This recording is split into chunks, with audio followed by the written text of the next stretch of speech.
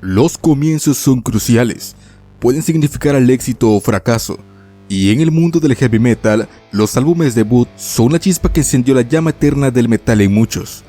Hoy conocerás 7 de los mejores álbumes debut en la historia del heavy metal, 7 joyas que marcaron generaciones, y algunos que contribuyeron al desarrollo de nuevos subgéneros, desde bandas legendarias, canciones que se convirtieron en clásicos, la historia de estos álbumes y al final otros álbumes destacables incluyendo el metal extremo, así como mi canción favorita de cada uno de ellos, desde estudios embrujados, poco presupuesto, álbumes odiados y mucho más que conocerás a lo largo de este video.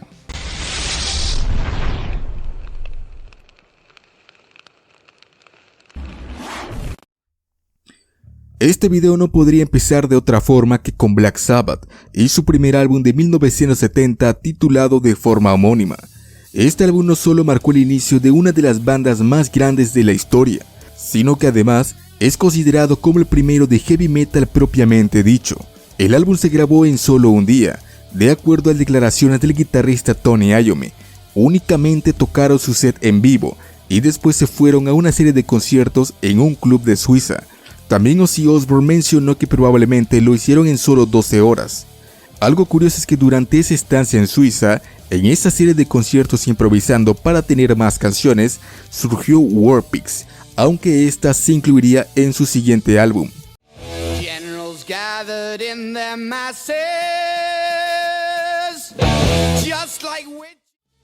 El álbum tras ser lanzado no recibió muchas críticas positivas, esto según lo declarado por Ozzy Osbourne, diciendo que la prensa los odiaba.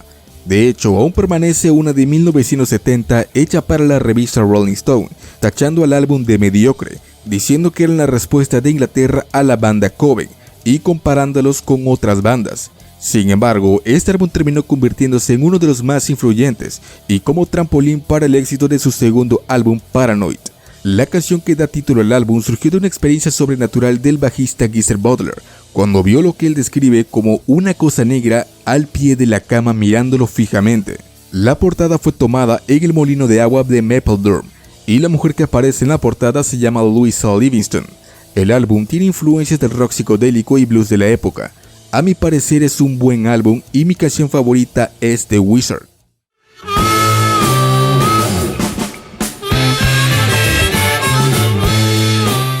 Si te gustaría conocer la historia completa de este álbum, escríbelo en los comentarios. Este no es solamente uno de los álbumes que dio inicio a uno de los 4 grandes del thrash, sino además surgió de uno de los acontecimientos más famosos en la historia del metal. En el año de 1985, la recién formada banda Megadeth, fundada en 1983 tras la expulsión de Dave Mustaine de Metallica, lanza su primer álbum titulado Killing Is My Business and Business Is Good. El álbum se grabó en una época caótica para la banda, en la que algunos más que otros tenían serios problemas de adicción. La banda consiguió un presupuesto de solo $8,000, gracias a un sello neoyorquino. Sin embargo, en una entrevista de Mustaine, declaró que un día llegó al estudio y su manager le dijo que los demás se habían gastado la mitad del presupuesto en drogas y hamburguesas. De hecho, en 2016, a pregunta de un fanático, Dave Mustaine declaró que además corrieron a su productor. Algo curioso es que la canción The Mechanics que aparece en el álbum fue escrita por Dave Mustaine antes de estar en Metallica. Después la tocó con ellos y tras ser despedido, Metallica la modificó para convertirla en The Four Horsemen, que aparece en su álbum debut Kill 'Em All, del que te hablaré más adelante. La canción que da nombre a este álbum se inspiró en el cómic The Punisher. La portada original del álbum fue creada por Dave Mustaine, de una pequeña figura que tenía su madre. Sin embargo, el estudio perdió su modelo y se sustituyó por una calavera de plástico que no le gustó a la banda. El álbum, a pesar de su limitado presupuesto y sin tanta publicidad, logró posicionar a la banda como una de las más influyentes en el thrash metal, aunque también podríamos hacer un video específico de este álbum si me lo hacen saber en los comentarios. Mi canción favorita es Chosen Ones.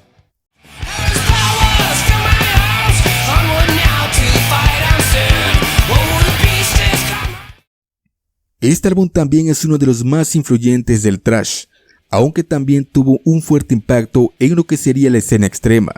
Fue lanzado en 1983 por la banda Slayer, con su formación más exitosa y favorita por sus fanáticos. La banda fue descubierta por Brian Slagel de Metal Blade Records. Supuestamente la banda estaba tocando un cover de la canción Phantom of the Opera de Iron Maiden, aunque esto fue desmentido por Kerry King, aunque dijo que sí hicieron covers de Iron Maiden pero no de esa canción.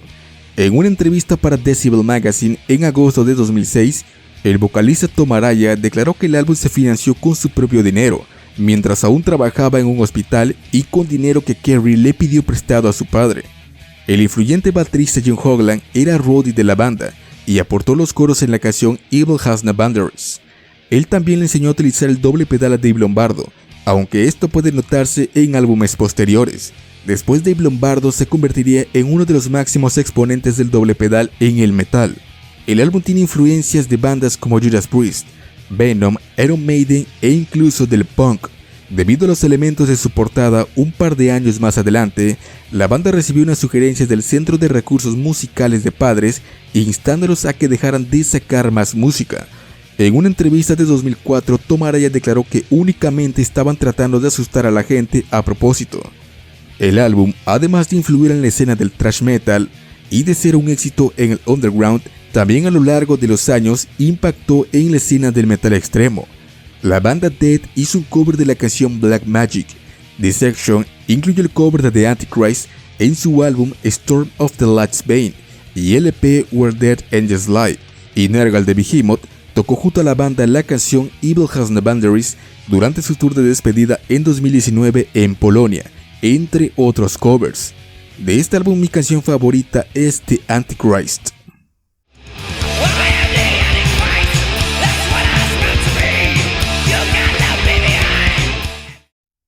Exactamente el 30 de octubre de 1983, la banda danesa Merciful Fate lanza su álbum debut titulado Melissa. El álbum de hecho es el más exitoso de la banda, y con toda seguridad es una joya de principio a fin. Algunas canciones surgieron de proyectos anteriores, por ejemplo la canción Curse of the Pharaohs, mi favorita de todo el álbum y segunda de la carrera de la banda, detrás de A Dangerous Meeting, surgió de la banda Bratz, en la que cantaba King Diamond y también estaba el guitarrista Hank Sherman, y originalmente se llamaba Night Riders.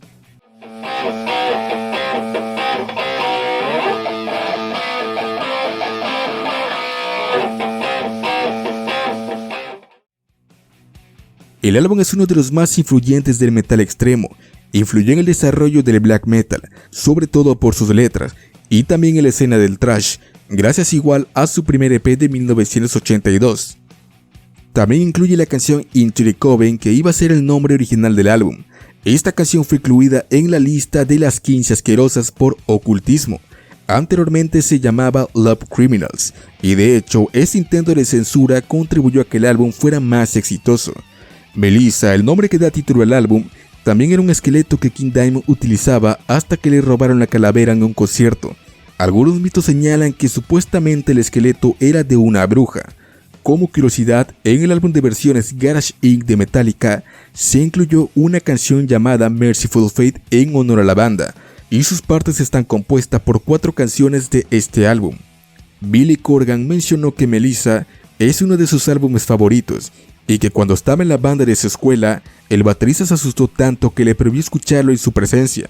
Kerry King de Slayer ha mencionado en más de una ocasión la influencia de la banda, y también mencionó a este álbum como uno de sus favoritos, especialmente por las guitarras, por lo que él llama su sentimiento en la forma de tocar.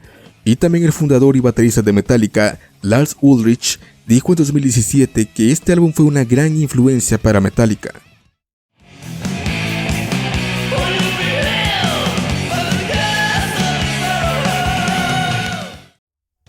Este álbum no solo es el inicio de una de las bandas más influyentes del heavy metal, además también aquí crearon uno de sus grandes clásicos. El álbum homónimo Iron Maiden se lanza en 1980, después de que la banda lograra un importante contrato discográfico. Para este álbum su anterior baterista Doug Sampson abandonó a la banda, debido a que consideraba que no podría con las nuevas y grandes responsabilidades que traería el primer contrato discográfico de la banda, por lo que en su lugar se unió Clive Burr, y él es quien aporta la batería en aquel primer legendario álbum.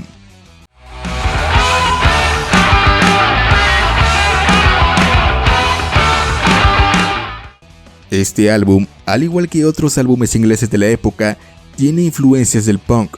El vocalista Paul Di'Anno junto a Clay Burr probablemente eran los más cercanos al punk, y todo esto, combinado con el talento y liderazgo de Steve Harris, dio como resultado el nacimiento de este álbum. De hecho, algo destacable es que casi todas las canciones fueron escritas por Steve Harris.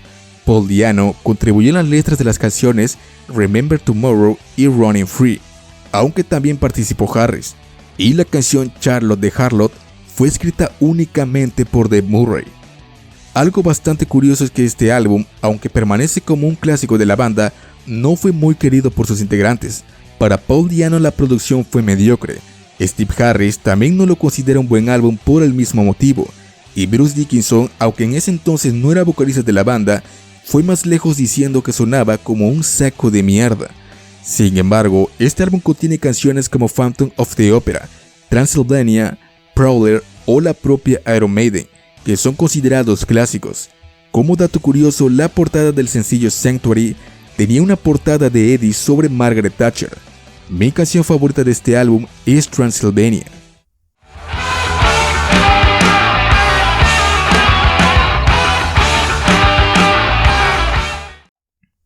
Tras su salida de Black Sabbath, Ronnie James Dio crea su propia banda, y así nace el álbum Holy Diver en 1983. No solo es su álbum debut, sino uno de los pilares del heavy metal. Su portada muestra a la mascota de la banda, Murray, y a un sacerdote. La imagen es ampliamente reconocida en el género, y de hecho considerada un gran trabajo. Sin embargo, también atrajo las críticas. La portada nació de una serie de fotografías y, según Dio, realmente detrás hay una enseñanza de no juzgar por las apariencias. I wanted to say to people, do not judge this book by its cover. Don't judge anyone's life by what you see. You judge them by what's inside of them. It's the heart and the soul and the spirit that counts. En este álbum pudo participar el gran guitarrista Jake Lee, aunque solo estuvo por poco tiempo. También algo destacable es que la canción que da nombre al álbum fue escrita originalmente para Black Sabbath, según declaró Wendy Dio, esposa y manager de Ronnie, aunque eso te lo menciono más a detalle en otro video que puedes buscar en el canal. La otra canción que destaca en el álbum es Rainbow in the Dark, de la que también te hablé en un reciente video de clásicos del metal. Ronnie James Dio declaró que odiaba esta canción y estuvo a punto de romper la cinta, ya que la consideraba demasiado pop.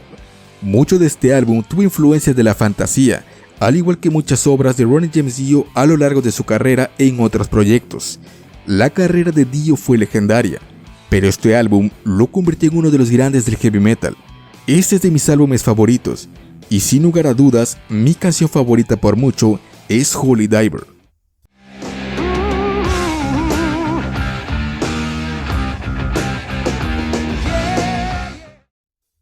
El álbum Kill 'Em All de Metallica se lanza en 1983, aunque su nombre original iba a ser Metal Up Your Ass, y la portada original es esta que estás viendo en tu pantalla. Se lanzó a través de Megaforce Records, que fue fundada para dar nacimiento a este álbum. La portada y el título se cambiaron para aumentar las posibilidades de éxito. Fue lanzado meses antes que Show No Mercy de Slayer. De hecho, iba a lanzarse por Metal Blade Records por $8,000, aunque después el presupuesto subió a $15,000 con el nuevo sello, algo que casi deja en quiebra a John Zazula, que sacó dinero de la hipoteca. And then those 20 people each send it to another 10 people. Somebody came into our store, Rock and Roll Heaven, in East Brunswick, New Jersey, and basically handed off a cassette for us to play. And the second we heard the first notes, we were blown away. Well, Johnny Z started a record company called Megaforce and basically called them up and said, hey, if you guys come to New York, I'll do a record. So they were like, sure, let's do it. He paid for us to drive all the way out with our gear in a U-Haul trailer. He never even met us before. First thing we say to him is, hi, we're getting rid of our guitar player. Dave Mustaine fue expulsado de la banda el 11 de abril de 1983, solo unos cuantos meses antes del lanzamiento del álbum. Aún así, Dave Mustaine aparece acreditado como coescritor en 4 canciones: The Four Horsemen, que se tomó de la canción de Mechanics, que también Dave Mustaine incluyó en el álbum debut de Megadeth, Jump in Fire, Phantom Lord y Metal Militia. El nombre fue aporte de Cliff Burton, al igual que el martillo. En una entrevista de 2008, Kirk Hammett mencionó que Cliff solía llevar un martillo a todas partes, con el que destruyó algunos bastidores y por el que fueron detenidos al revisar el equipaje del bajista. El álbum se grabó en un estudio de bajo presupuesto, el cual según el baterista Lars Ulrich estaba embrujado. El lugar estaba jodidamente embrujado. Tenía que tener a alguien más allí durante todo el tiempo que estaba grabando. Mis platillos comenzaban a girar sin ninguna razón, cosas así. Daba miedo, declaró en una entrevista. Para promover el álbum, durante su gira también apoyaron a la banda Venom.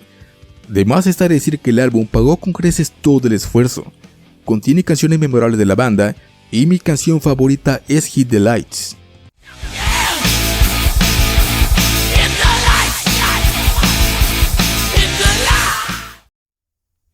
Otras bandas tuvieron por supuesto un gran inicio, por ejemplo Guns N' Roses con Appetite for Destruction, un álbum bastante salvaje, que es el álbum debut más vendido en la historia, con anécdotas bastante locas, como la colaboración de la novia de Steven Adler junto a Axl Rose en Rocket Wing. Pronto vendrá un video de esta banda. También el álbum Blizzard of Oz de Ozzy Osbourne, que incluye la canción Crazy Train, canción de la que también ya te hablé en el video de clásicos del metal, aunque también es de destacar el trabajo de la banda en general, aunque casi no suele reconocerse. Incluso se menciona que en realidad ese sería el nombre de la banda y no solo de su primer álbum. También del metal extremo se pueden mencionar joyas.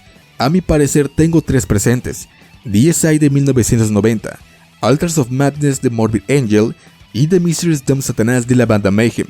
Para mí una joya del black metal, destacando la canción Life Eternal. Comenta tus listas en los comentarios más tu canción favorita. Dale like a este video si apareció uno de tus álbumes favoritos o si coincidimos en algunas canciones y compártelo.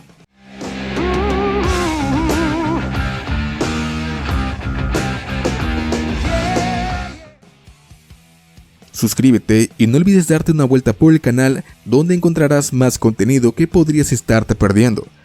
Por mi parte ha sido todo, hasta la próxima.